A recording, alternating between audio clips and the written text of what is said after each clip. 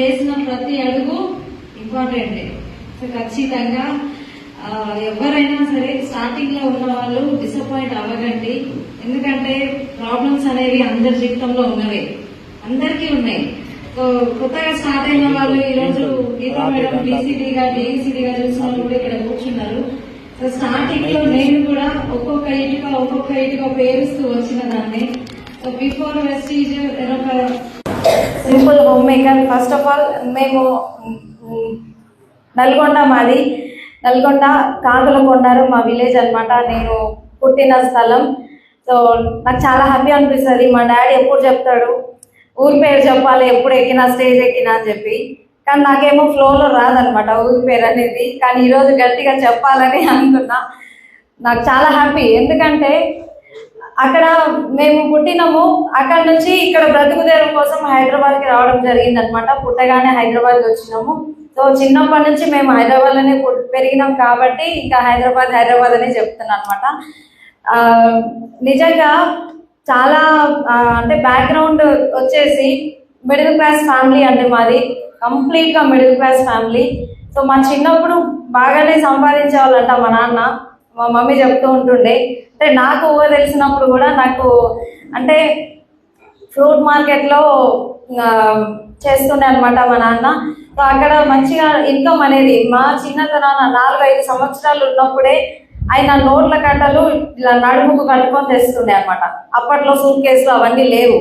So cloth ఉంటుంది, ఆ క్లాత్లో పెట్టుకొని నడుముకు కట్టుకొని తెచ్చేవాళ్ళు అనమాట. సో డాడీ వచ్చిందంటే ఎన్ని డబ్బులు తెచ్చిండు ఏంటి, మేము పడుకున్నప్పుడు వచ్చింది అనుకోండి, నిద్ర లేవగానే వచ్చి కిచెన్లో, మాకు అప్పుడు బీరువా లేకుండే, కిచెన్లో పైన సజ్జం మీద పెడుతుండే నోట్ల కట్టలు. సో ఈరోజు ఎన్ని వచ్చినాయి అని చెప్పి చూసుకునే వాళ్ళం. అలా నాకు బాగా గుర్తుంది అది, ఈరోజు ఇన్ని డబ్బులు వచ్చినాయి అని. కానీ స్నేహం అనేది చూడండి, ఎట్లాంటి వాళ్ళతో మనం స్నేహం చేస్తాము. సో ఆ స్నేహం వల్ల ఎట్లా పరిస్థితులు తారుమారు అవుతాయి. సో మా డాడీ చుట్టూ ఉన్న వ్యక్తులు ఏంటంటే మనస్తత్వం చూడలేదు, డబ్బు చూసిరంతే. సో ఆ డబ్బు అంతా ఏమంటారు రాంగ్ వేలో వెళ్ళిపోయినాయి. సో మేము ఎదుగుతూ ఉంటే మా కష్టాలు అనేవి పెరుగుతూ ఉన్నాయి. చాలా ప్రాబ్లమ్స్ ఫేస్ చేసినాం అనమాట.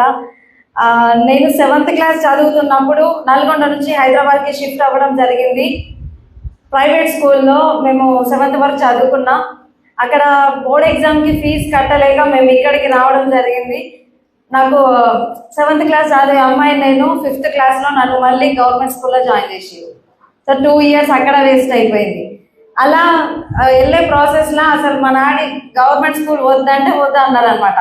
కానీ మా అమ్మ బలవంతాన నువ్వు ఇట్లనే అంటావు మళ్ళీ పిల్లల జీవితం ఆగమవుతుంది అని చెప్పి అమ్మ బలవంతాన గవర్నమెంట్ స్కూల్లో జాయిన్ అవ్వడం జరిగింది.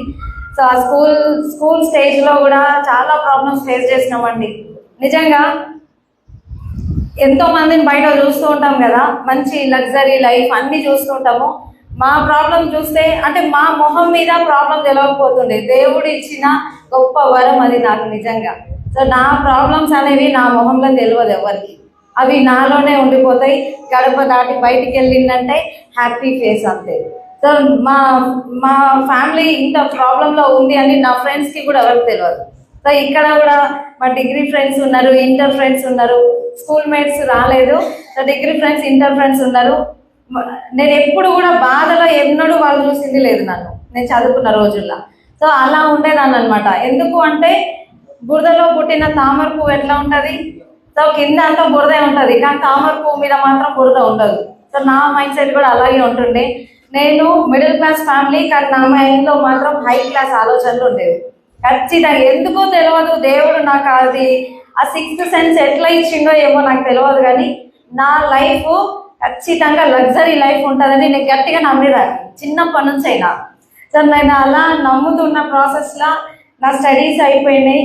సో కంప్లీట్గా నా సబ్ కాన్షియస్ మైండ్లో కొన్ని ఇన్సిడెంట్స్ ఉన్నాయి. అవి మీతో షేర్ చేసుకోవాలంటే నేను ఎఫ్ఆర్ఈలో షేర్ చేస్తాను. మీరందరూ అక్కడికి వచ్చి ఆ ఎఫ్ఆర్ఈ మీటింగ్ అటెండ్ అవ్వండి, అక్కడ వినండి. నా జీవితంలో నేను మర్చిపోలేనివి అవి. సో సబ్ కాన్షియస్ మైండ్లో అంటే ఇంకా మనం ఊపిరి పోయేంత వరకు అవి మర్చిపోలేము. అలాంటి కొన్ని సంఘటనలు ఉన్నాయి నా దగ్గర. నిజంగా అవి జరిగినప్పుడల్లా నేను ఇంకా స్ట్రాంగ్ అయ్యేదాన్ని అనమాట. సో ఇది కాదు జీవితం, ఇంతే కాదు.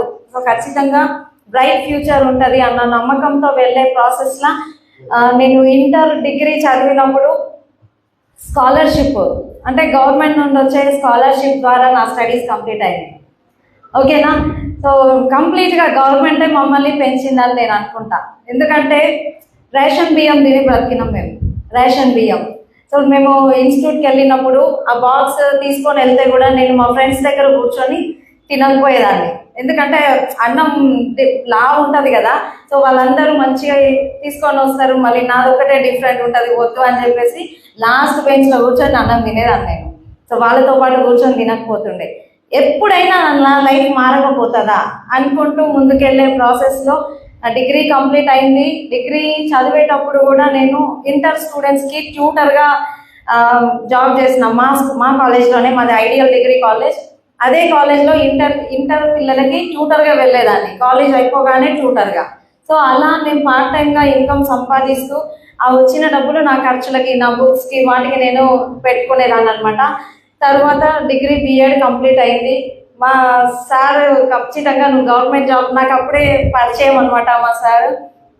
అప్పుడు సార్ ఒకటే మాట చెప్పారు, గవర్నమెంట్ జాబ్ ఖచ్చితంగా రావాలి, సో గవర్నమెంట్ జాబ్ వస్తే మంచి లైఫ్ ఉంటుంది, నువ్వు ఖచ్చితంగా గవర్నమెంట్ జాబ్ అని బాగా మైండ్లో ఫిక్స్ చేసారు అనమాట, గవర్నమెంట్ జాబ్ అని. సో డిగ్రీ బిఎడ్ స్టార్ట్ అయింది, బిఎడ్ జాయిన్ అయినా. అక్కడ ఆ బిఎడ్ వెళ్ళే ప్రాసెస్లో నాకు అయితే బిఎడ్ అయితే కంప్లీట్ అయిపోయింది. ఆ టైంలోనే టెట్ స్టార్ట్ అయింది అనమాట. టెట్ క్వాలిఫై అయినా ఫస్ట్ టెట్. సో డిఎస్సి కోసం వెయిట్ చేసే క్రమంలో కొన్ని సంవత్సరాలు పోయినాయి. నేను మా అమ్మ నాన్నతో ఒకటే చెప్పిన, నాకు గవర్నమెంట్ జాబ్ వస్తేనే నేను మ్యారేజ్ చేసుకుంటా, అంతవరకు నాకు మ్యారేజ్ ప్రపోజల్ చేయకండి అని చెప్పి అమ్మ నాన్నతో చెప్తే, మేము ముగ్గురం అమ్మాయిలం అనమాట. సో మాకు 2 చెల్లెళ్ళు ఉన్నారు కదా, మళ్ళీ వాళ్ళు ఉన్నారు, నీ గురించి వెయిట్ చేసే టైం సిచ్యువేషన్ లేదు ఇంట్లో, మళ్ళీ చెల్లెళ్ళు కూడా ఉన్నారు కదా అంటే వాళ్ళకి పెళ్లి చేసేయండి, ప్రాబ్లం ఏం లేదని నేను చెప్పిన. సో వాళ్ళిద్దరు మ్యారేజ్ అయినాక నా మ్యారేజ్ అయింది. మాకు కాలేజ్లో బిఎడ్ చదివేటప్పుడే మా చెల్లెలు మ్యారేజ్ అయింది. సో బిఎడ్స్ మా ఫ్రెండ్స్ అంటుండే, మీరు ఎంతమంది అని అడుగుతారు కదా ఫ్రెండ్స్. మాకు 2 అక్కలు ఉన్నారు, నేను చిన్నదాన్ని అని చెప్తుండే. వాళ్ళని అక్కలు అని చెప్పేదాన్ని, ఎందుకంటే మళ్ళీ వాళ్ళకి అన్నీ చెప్పాలి. ఎందుకు మరి మీ చెల్లెలు మ్యారేజ్ అయింది, నీకెందుకు చేయలేదు అంటే మళ్ళీ అంతా చెప్పాలి. ఎందుకు వచ్చిన గోలా, నాకు 2 అక్కలు ఉన్నారు, అక్కల పెళ్ళిళ్ళు అయినాయి, నేనే లాస్ట్, అలా చెప్తూ వచ్చేదాన్ని. తర్వాత వెళ్ళే క్రమంలో చాలా ఏమంటారు, ఎక్కడికి ఫంక్షన్కి పోయినా చుట్టాల దగ్గర నువ్వు ఎందుకు పెళ్లి చేసుకుంటలేవు, ఇంకా చెల్లెలకు మ్యారేజ్ అయిపోయింది, వాళ్ళ పిల్లలు కూడా వచ్చిర్రు, మరి నువ్వెందుకు పెళ్లి చేసుకుంటలేవు, ఇలా అనడం స్టార్ట్ చేసిరు అనమాట చుట్టాలల్లో. సో నేను ఫంక్షన్స్కి వెళ్ళడం బంద్ చేసిన. సో చాలామంది మా చుట్టాలు కూడా మమ్మీ వాళ్ళతో అడిగిరంట, గీత ఎందుకు వస్తలేదు, ఎందుకు గీత మాట్లాడట్లేదు అని చెప్పి. సో నేను అలా ఎందుకు చెప్పడం, ఎందుకు కనిపించడం, ఎందుకు వాళ్ళకి ఆన్సర్ చెప్పడం ఎందుకు అని చెప్పేసి నేను ఎక్కడికి పోలేదండి. అలా ఉండే ప్రాసెస్లో తర్వాత మ్యారేజ్ అయింది. మ్యారేజ్ అయినాక నా కళలేమో పెద్ద పెద్ద కళలు ఉండే, కానీ మ్యారేజ్ అయిపోయిన తర్వాత ఆడపిల్ల ఎట్లా ఉంటుంది, సో వంటింటికే ఉండిపోతుంది, ఇంకా ఇల్లు అదే జైలు ఇక అంతే. సో నా లైఫ్ కూడా అలాగే ఉండిపోయేది. అయినా కూడా నేను ఇంట్లో ఉండి సైలెంట్గా ఉండేదాన్ని కాదు. ఆన్లైన్లో శారీస్ బిజినెస్ చేస్తుండే. అప్పుడు మంచిగానే ఇన్కమ్ ఎర్న్ చేసిన, ఒక 20-30,000 పర్ మంత్ అలా తీసుకునేదాన్ని. అప్పుడప్పుడే స్టార్ట్ అయింది ఆన్లైన్లో శారీస్ సేల్ చేయడం. అలా చేసే ప్రాసెస్లో తర్వాత అక్కడ రీసెల్లర్స్ కన్నా, అంటే కస్టమర్స్ కన్నా రీసెల్లర్స్ ఎక్కువైపోయారు, కొనే వాళ్ళకన్నా అమ్మే వాళ్ళు ఎక్కువయ్యారు బయట. సో అలా అని చెప్పి ఆ బిజినెస్ కూడా కొలాప్స్ అయింది. అలా కొలాప్స్ అయ్యే క్రమంలోనే తర్వాత మా బాబు రిత్విక్ రెడ్డి, సో బాబు వచ్చిరనమాట. చాలా హ్యాపీ. అయినా కానీ నా లైఫ్లో ఏదో వెల్తీ కనిపించేది. నా కళ ఇది కాదు, నా లైఫ్ ఇది కాదు. ఎందుకంటే నేను చిన్నప్పటి నుంచి గట్టి డ్రీమర్ని. నా లైఫ్ అనేది కంప్లీట్గా నేను పెద్ద పెద్ద కళలు అనేదాన్ని, కానీ నార్మల్గా వెళ్ళిపోతుంది అని చెప్పి ఎన్నిసార్లు మా కిచెన్లో నేను ఏడుస్తుండేనో మా సార్కి కూడా తెలియదు. ఆయనకు తెలియదు నాలో అంత బాధ ఉందని. ఆయన వచ్చిందంటే హ్యాపీగా. సో ఆయనకి ఇబ్బంది పెట్టడం నాకు ఇష్టం లేకపోతుండే, చెప్పకపోతుండే. సో నా బాధ నాదే ఇంకా. కానీ అదే ప్రాసెస్లో తర్వాత మళ్ళీ మా పాప 5 months, నేను 5 months ప్రెగ్నెంట్ ఉన్నా, పాప కడుపులో ఉంది. అదే టైంలో సంజయ్ మేడం, పూర్ణిమ మేడం రావడం జరిగిందనమాట. అంతకు ముందు నేను వేరే కంపెనీలో చేసిన, ఒక 2 years చేసిన అనమాట. అక్కడ పెద్దగా ఇన్కమ్ ఏం తీసుకోలేదు నేను. జస్ట్ ఒక 1350 రూపీస్ నా హైయెస్ట్ చెక్ అక్కడ, 1350 రూపాయలు. మరి 1300కి 2 ఏళ్ళు ఏం చేసిరు మేడం మీరు అక్కడ అని మీకు అనిపించుండొచ్చు. నా నా మైండ్ సెట్కి తగ్గట్టుగా ఇండస్ట్రీ దొరికింది అని నాకు అక్కడ కనిపించింది. సో అందుకే ఈ ఇండస్ట్రీలోనే నా జీవితం మారుతుంది. ఇప్పుడు నిరుపేదలు కోటీశ్వర్లు కావాలంటే ఏదైనా బయట అవకాశం ఉందా? లాటరీ టికెట్ తగులుతాయి తప్ప ఆ లాటరీ మీద నాకు నమ్మకమే లేదు. సో లాటరీ టికెట్ అనేది ఇంపాసిబుల్. కానీ ఈ బిజినెస్లో నేను గట్టిగా పనిచేస్తే, నా మీద నాకు నమ్మకం ఉంది, నేను గట్టిగా పనిచేస్తా. అలా పనిచేస్తే నాకు రిజల్ట్ వస్తుందన్న నమ్మకంతో నేను ఆ బిజినెస్లో 2 ఇయర్స్ ఉన్నా. చాలా స్ట్రగుల్ ఫేస్ చేసిన. మీటింగ్స్కి వెళ్తూ ఉండే. ఇంతకుముందు సంజయ్ మేడం చెప్పారు కదా, సంజయ్ మేడం నాకు క్రాస్ లైన్ ఉండే. అప్పుడు నేను నైట్ 10:30, 11కి అయిపోయేది అక్కడ మీటింగ్. అక్కడ నుంచి నేను వెళ్ళే ప్రాసెస్లో చాలా లేట్ అవుతుండే.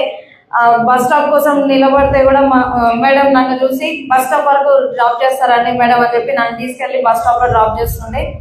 అప్పుడు బస్ స్టాప్లో కర్మన్ఘట్ బస్ స్టాప్లో నేను బస్ ఎక్కి నాగోల్లో దిగినాక మా నాన్న నాగోల్కి వస్తుంది, మా డాడీ నాగోల్కి వచ్చి నన్ను ఇంటికి తీసుకెళ్లేవారు.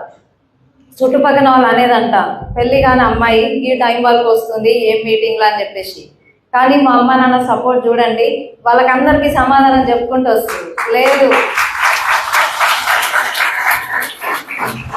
ఖచ్చితంగా నా బిడ్డ చేసేది మంచి వర్క్, ఇది నాకు తెలుసు. మా నాన్న కూడా చేసారు అనమాట నాతో పాటు ఆ బిజినెస్లా.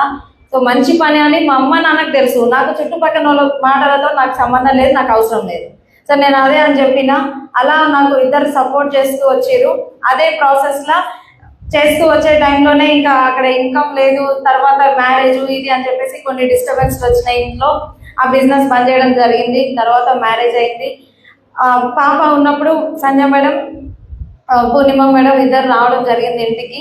సేమ్ అదే చెప్పిన అనమాట, నేను ఈ టైంలో నేనే ఇక్కడ చేస్తాను మేడం బిజినెస్. చేతిలో 1.5 సంవత్సరం కొడుకున్నాడు, కడుపులో పాపను బాబు 5 months ప్రెగ్నెంట్తో ఉన్నా. ఈ టైంలో నేను బిజినెస్ చేయలేను అని చెప్తే మేడం చెప్పిన మంచి టిప్ నిజంగా పూర్ణిమ మేడం దగ్గర నాకు బాగా నచ్చుతుంది. టిప్స్ ఇస్తారనమాట, ఎక్కడైనా సరే చిన్న చిన్న టిప్స్ ఇస్తారు, దాని వలన పెద్ద రిజల్ట్ ఖచ్చితంగా తీసుకుంటాం. సో మేడం చెప్పారు, మీకు ఆ శారీస్లో ఎట్లాగో కస్టమర్స్ ఉన్నారు కదా, అదే కస్టమర్స్కి ఈ ప్రోడక్ట్ ప్రమోట్ చేయండి అన్నారు. అలా చెప్పే ప్రాసెస్లో సేమ్ అది నేను ప్రోడక్ట్ ఇవన్నీ స్టేటస్ పెట్టడము, అలా చెప్పడము, ఈ డెమోస్ ఇలా ఉంటాయి అని చూపించడము, ఇవన్నీ నేను చేసే క్రమంలో తమిళనాడు నుంచి నాకు ఒక ఆర్డర్ వచ్చింది వెయిట్ లాస్ కిట్ కోసం అని. ఆ మేడం ప్రోడక్ట్ నేను పంపించేసిన, కొరియర్ చేసిన, మర్చిపోయినా నేను ఇక ఆమెకు పంపించినని.